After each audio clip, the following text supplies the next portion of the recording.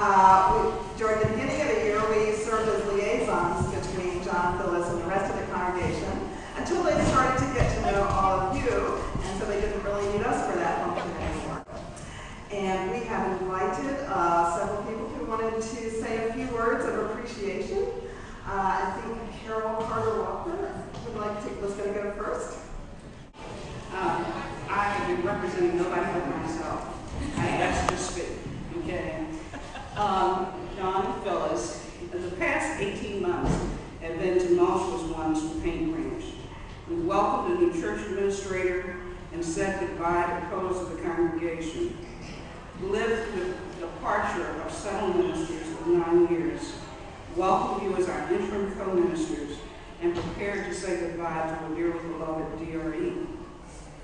You have helped us through these changes and prepared us to deal more authentically with new ones through your wise pastoral and management counsel, your passion for our faith, and your work in our midst, and your presence both on Sundays and throughout the week, at bedsides, presiding over memorial services, child dedications, counseling individuals, committees, the board, having fun at the auction and ethnic dinners, and preaching on Sundays, glorious Sundays.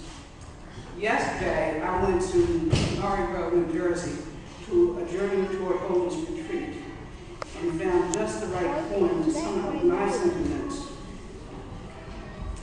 We are always either going to something, someplace, somewhere, or leaving it all behind. To go forward means to leave something, someone behind. To go deeper means to get under the surface of the thin metal veneer of life in order to see the immense and yet beautiful streams of life's complexities. To stay in one place is impossible. Remaining still or the same is not an option. Sometimes we are passing through a land, a people, a certain time or situation, for all manner of reasons, voluntarily and often involuntarily. Yet the land, the people, the situations pass through us as well, leaving their sometimes smudgy thumbprint or an elegant mark upon our lives, one traveler to another. Phyllis and John, thank you for the elegant mark you left on our lives. And now we'd like to invite Jeri Holloway, who wanted to say a few words and share some music with us. I met Phyllis and John on September 7th, exactly 9 months ago today. It was the day of the in-gathering service, when everyone returns after their summer travels. The Holloways were happy to be back from our China adventure, and after the service, Bob announced that he wanted to meet the ministers. He had carefully studied the plaque on the wall over there so that he would remember the dates and how many years he had served as music director at Paint Branch. And I want to clarify that he did not provide the piano. He merely got the choir inspired, and they started a fund in his honor to get the piano for the church. And that's how the piano appeared, and it did cost $10,000. And the choir got the money going for the piano. Anyway, we had a brief conversation with Phyllis and John, but I remember Bob proudly but modestly saying he had been music director for 26 years, and I casually mentioned that I was involved with We Care. Well, exactly 3 days later, I called the church from the emergency room at Doctor's Hospital. The church put me in touch with Phyllis and John. I told them I was in need of We Care. Our 2 interim ministers appeared at the hospital emergency room shortly thereafter. They drove all the way from Baltimore and stayed with me for a very long time. They were there and they cared.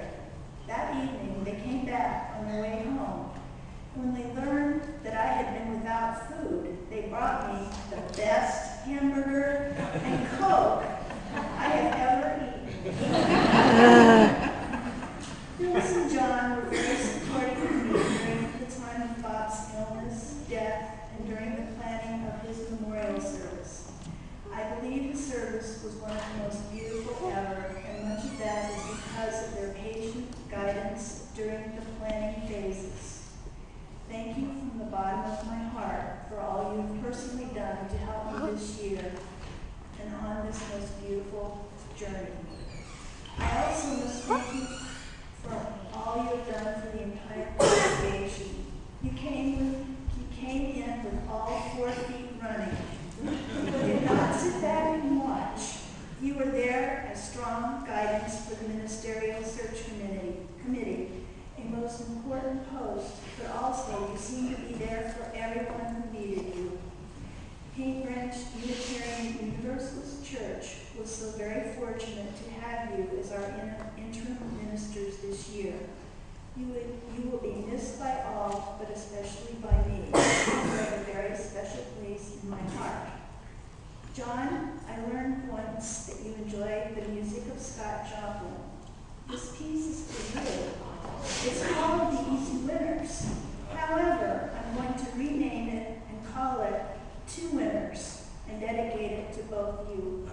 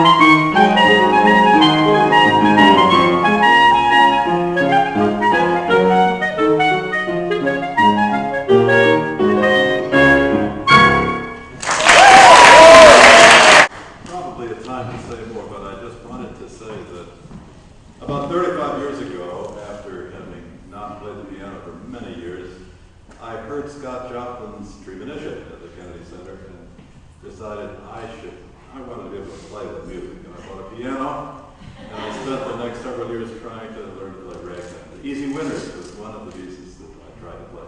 Sadly, I discovered that there's somewhere a mismatch between my brain and my fingers.